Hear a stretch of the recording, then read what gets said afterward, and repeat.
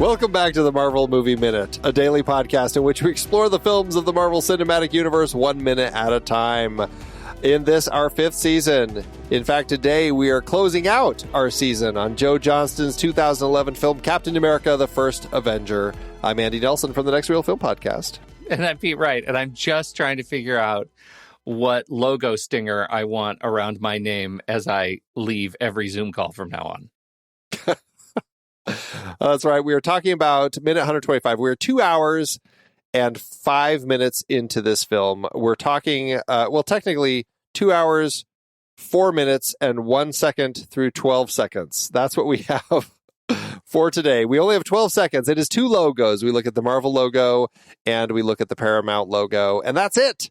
Captain America, the First Avenger, is over. But for those 12 seconds, we still brought Eric Deutsch back. Hello, Eric. Sorry, Eric. Well, listen, this is truly the culmination of what has happened with my services on this particular podcast. Right. I wouldn't have it any other way. That's right. That's right. Well, this is what I'm calling the "What Have You Learned, Dorothy" minute. Oh, outstanding. Talk about, yeah, Captain America: The First Avenger. Eric, first, we're going to start favorite Captain America moments. We always ask our guests, what from the films, the comics, wherever, what would you say is your favorite Captain America moment?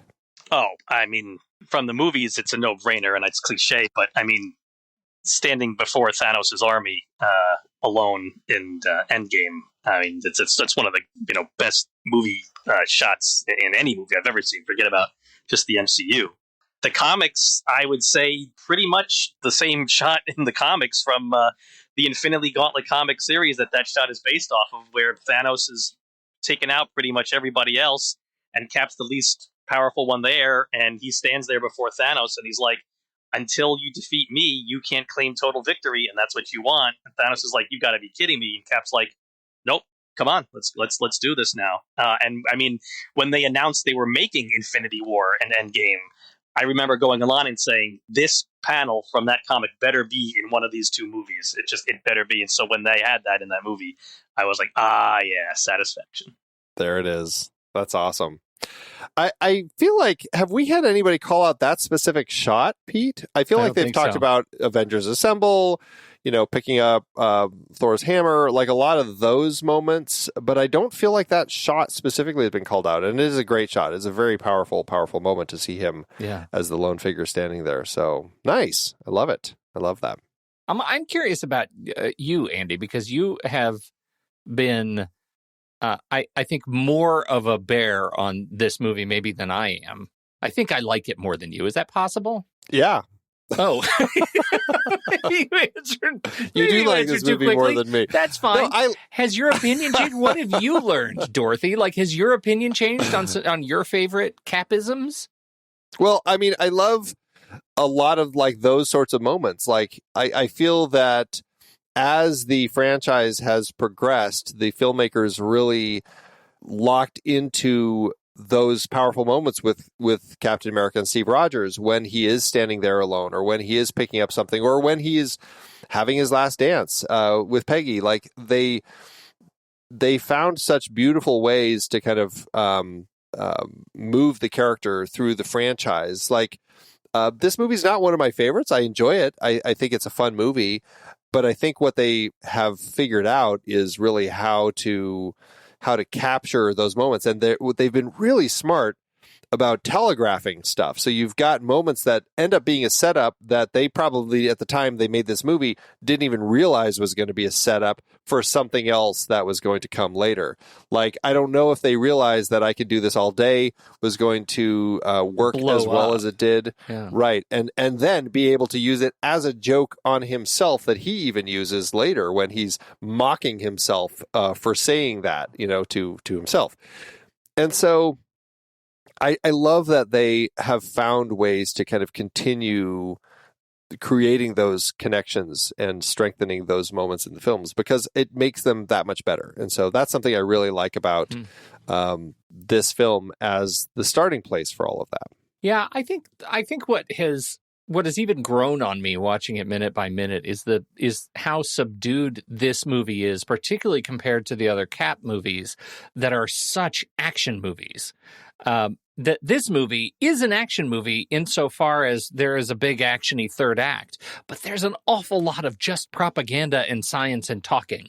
And I think that is maybe the bravest thing that Marvel could have done, is to give us a movie that is about mass media, how people's opinions are changed, how we communicated about the war, what patriotism really is and really looks like, and all through the magic and the technology of making a little guy look like a big guy and doing that transformation and making him also humble. One of my very favorite moments has been and continues to be when he jumps on the grenade.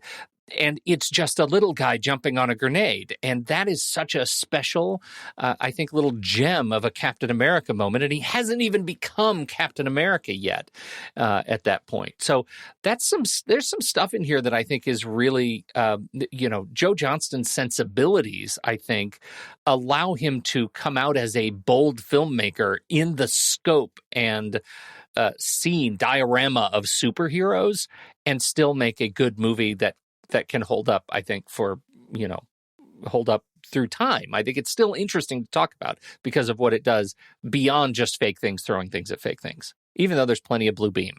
There's plenty of blue beam, for sure. So, Eric, we didn't ask you this, but in the scope of Joe Johnston, Pete was just talking about a lot of the sensibilities they brought. Do you like Joe Johnston? Are you a fan of him as a director? I mean, I'm wondering if the only other movie I've seen of his is Jurassic Park 3. I'm trying to think. Did you see The Rocketeer or October Sky or no Jumanji? No, Honey, I Shrunk the Kids. Okay. Oh, the first Honey, I Shrunk the Kids? Yeah, the original. Oh, okay, one. Yeah, sure, I saw that. Okay, I didn't know he did that one. Yeah, that was his first movie. Okay. I mean, I know him. I really know him more as a Star Wars behind the scenes guy. Sure. Such a huge Star Wars guy. That's what I know him much for. I wasn't really a fan of Jurassic Park 3. Honey, I Shrunk the Kids. It's an enjoyable movie. I mean, this movie is definitely my favorite movie that he's made. You're talking to probably the only person who loves Jurassic Park 3. It's true. More than pretty much might be. Most of them. Oof. Yeah, I love Jurassic Park 3. Okay. It's I know. It's, what can I say? It's so much fun. The Rocketeer, I mean, knowing that you're such a fan of this, I would say definitely watch The Rocketeer. I have a feeling you'd really enjoy what he's doing there because it feels so much in almost like a sibling film to this one. It's about it takes place during World War II, and it's about a kid who finds this rocket pack and becomes the superhero and helps stop Nazis. so There you go. Right up your alley. Totally right up your alley. I do like the sensibilities that he does bring to it, and that is something that I really do enjoy with Joe Johnston and enjoy with this film is there is that sense to it. And to your point, Pete, I am really glad that they started this in this period, like the fact that Captain America wasn't somebody who we see at the beginning of the first Captain America film wake up in 2011, and now he's got to go on an adventure in the present day, right, because then you end up with Captain America on the beach, sketching. We've seen that movie. Sure, right. Pensive and the artist. That is true. Have you seen those TV movies, Eric? The Captain America ones? I saw I saw the one that was I don't know, was it like the late 80s or something? 1990 with the Red Rat? Yeah, that's the one that I saw. Yeah. There you go. Incredibly horrendous. But I never saw the ones from those earlier ones where he wears I've seen clips on YouTube where he wears a horrible motorcycle helmet, right? Oh, yeah. Yeah, okay. I've seen a couple of clips on YouTube. And the plexiglass shield on the front of his Yeah. Yeah, they're special in their own way, for sure. For sure. I am glad that they did give us a period film. And, because that was a big risk. Thor was a big risk. And then to follow Thor up with another big risk of let's do a period superhero film. That was two potential snags that really could have caused Marvel to tumble after 3 other successful films, but then to do a space god and this period film, that could have, to your point, in our previous minutes, we might not have had the Avengers if Thor and Captain America just didn't quite work. Yeah. Yeah. And then, and then where are you? Then we don't have what ends up being, I think, a really compelling Captain America storyline, even as it involves so many of the other Avengers, just watching Cap deal with the state, right? And the authoritarian sort of spy machine. And like, those are things that are really compelling. And those stories come off of what they've built here. And I think that's a neat chain of narrative events that we get to follow, and that we get to feel the way we feel when he catches Thor's hammer, right? You talk about these movies working. If they didn't work, we would not feel that great when he's the one who has the, he has what it takes to wield the hammer. And that's pretty special. Yeah, right. Eric, from the Captain America trilogy, do you have, like, what would your order of preference be? Civil War, Winter Soldier, First Avenger.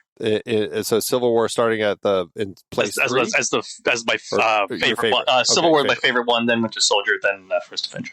Gotcha. Okay. What if you throw in the Infinity War Endgame? Just because Cap has such a storyline that resolves in those movies. Well, Infinity War is my favorite MCU movie overall. Oh, so I would put Infinity War. Would I put Endgame before Civil War? That's tough. I'd put Endgame just the slightest bit above Civil War, I guess. Okay, gotcha. And since Pete started, where would you throw in the Avengers and Age of Ultron? Okay, so let's see. So Infinity War, then Endgame, then Civil War, then Winter Soldier, then the Avengers, then Age of Ultron, then First Avenger. Interesting. Okay, now you've done that. Then where would you put Ant-Man and then Mary Poppins, but the Lin-Manuel version? Ant-Man after the first Avenger, and I've never seen the Lin-Manuel Miranda Mary Poppins, so by default it goes last. Outstanding. Asked and answered. All right. Well, okay, so we're wrapping up our season of Captain America with this 12 seconds of this particular minute. Let's shift our attention forward. We're doing a few different things with our new season, which should be fun. Instead of just having our guests do 5 minutes at a time, we're throwing it open so they can pick any 5 minutes of the movie. So it will be an interesting thing to explore that way. But just thinking about exploring the Avengers for next season, are there things that you two are excited about talking? Because Eric, that was something you picked your 5 minutes of the Avengers. You were the first one to get to pick minutes. So what are you two excited about for next season? I wish I had a profound answer, but I'm excited for the 5 minutes I picked. I mean, that's being given first choice means I actually, like a true geek, I actually spent a good 20 minutes thinking about which 5 minutes do I really most want. And so I really tried to, make sure I picked 5 minutes I would most enjoy talking about, but I also wanted to not only have 5 minutes of all fighting either, though. Right. I did, if I were to list every single minute in order of my favorite minutes, these wouldn't necessarily be literally my 5 favorite minutes of the entire movie, because I wanted to have I specifically chose 1 minute because of a joke that's told in that minute, because there's a lot of humor in this movie, so I wanted to be able to talk about the humor of the movie. And I made sure to choose a scene that's in the final battle because I love the final battle, and then I made sure to choose a minute when the good guys are fighting each other, because that's a big part of the movie. So I did want to get different types of scenes so that I could talk about those different types of scenes. Nice. Pete, what about you? What are you excited about returning to this movie for 143 episodes that we're going to be doing? No, I see what you're doing. I see what you're doing right now. You're trying to heavy up. You're making it a chore because you are not as crazy about this movie. I'm just asking. It's true. Asking. It's true. I'm excited about a lot of this movie because in spite of the fact that we have a writer-director that is controversial in a lot of circles and is a terrible terrible apologizer, like just doesn't know how to make good with the world. It's just done wrong every turn, around every single corner. He's just failed to be a better person. One of the things that he was able to do, his superpower, is writing fun dialogue for groups. Banter is his gift, and this movie is a real showcase of that gift.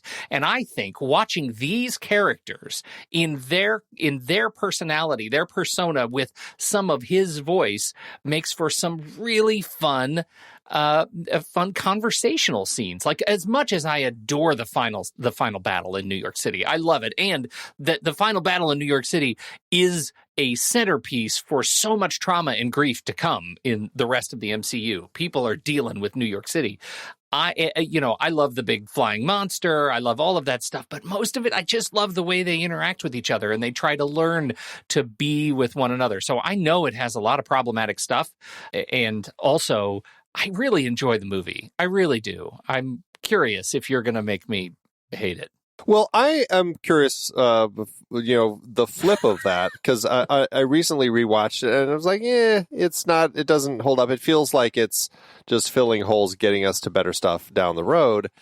And, honestly, I was never really excited about Loki as the villain in this. And even on my rewatch, I'm like, gosh, Loki, I just am so tired of Loki. I feel like it wasn't until later films where I enjoyed Loki, but I am hoping as I go through this that things click for me more. And I will say, as I explore these movies, really any movie, I mean, even, Escape from New York, whatever, when I've guessed it on any of these, anytime I'm exploring a movie in minute detail like this, I always end up finding so many more little things to love and to latch onto and to connect with. And so that is something that I am looking forward to with the Avengers, is finding all of those little things that I can latch onto and enjoy.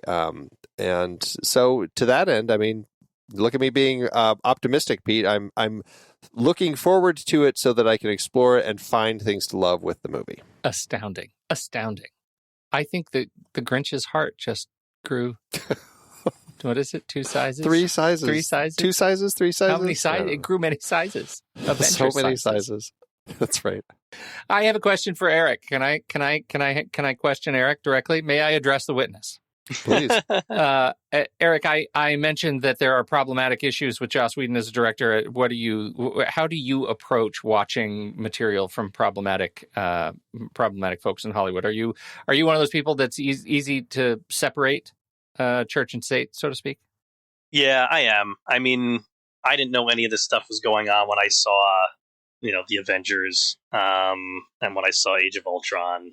So to then go back and watch a movie that I really enjoyed because I found out after the fact that the director's a complete schmuck, the movie's already has its place, in my heart. It's on the shelf already. Right. And not only that, but I mean, yes, he's the writer-director, so he's the driving force, but it doesn't change the fact that that's not the only reason I like the movie. I like the actors, and, I like the special effects, and to downgrade the movie in my mind because of stuff that he did on set, both here and even more so on other productions that even had nothing to do with the Avengers, it kind of does a disservice to the movie as a whole and to everyone else involved in the movie. Yeah. Well, and what better time to make that statement than as we wrap up a week of minutes talking about the 1,000 some odd people who made the movie, right? Like it is, it's an extraordinary sort of parallel that we're talking about this giant team that comes together to make this movie and have to celebrate all of their work. And I am sure, because humans are complex organisms, that there are other people who made this movie who probably have things that I might not like about what they do in their with others. I'm sure it's a big crew and there are people of all cuts, and yet they came together and made a film that I really, really like and appreciate. So that's the spirit, I think. What you just said, that's the spirit that I go into this movie and this next season actually ready to celebrate and ready to just help Andy around every corner. Well, I'm looking forward to it. It should be fun. It's not going to be a long break between this season and next, so get ready for those episodes to start dropping. Keep an eye on your podcatchers. It will be not a lot of time. That's Tell all the I'll truth. say. We're starting It's tomorrow. Not a lot of time. The next one comes out tomorrow. I thought we were starting as soon as we ended this episode. Right, we have another. They just aren't going to stop. Yep. Exactly. All right. Well, that is it for the season. Thank you all for tuning in. Thanks to all of our wonderful guests that we've had over the course of the season. We've had a whole slew of amazing guests that have been a part of the show. And we're wrapping it up. So I think we are going to try doing one hiatus episode where I think we're going to talk about the Agent Carter one shot. Yes. And I think that's it. And then I think we'll be Then we were talking about the Avengers. It's crazy. All right. Well, Eric, last chance to tell everybody about your podcasts. All right, everyone. Remember, Flash Gordon Minute, Escape from New York Minute. If you've been listening all week, you know about the Facebook groups. That's right. And they're in the links. So check them out, everybody. We are out of here. Pete, it's been a lot of fun this season. And thanks as always. You're a trooper, Andy. Did a hell of a lot of work this season. And you will be back in the Avengers by minute. I sure will. Until next time, true believers.